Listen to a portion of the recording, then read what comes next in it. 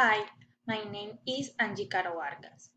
One trip that I'm going to remember. It is the first time I went to Medellin.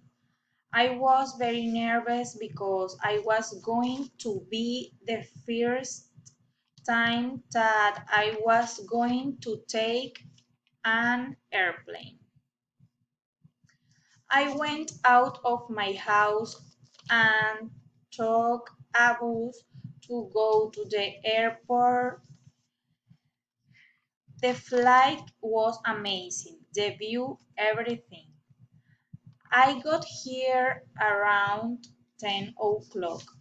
I have family here and I talked with my uncle to stay here for the days that I was going to be there. He took me to his house by his motorcycle.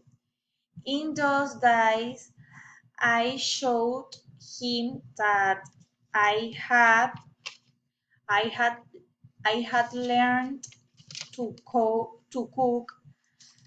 I I knew beautiful places. I did some activities with him because I had a lot of time that I didn't know about him.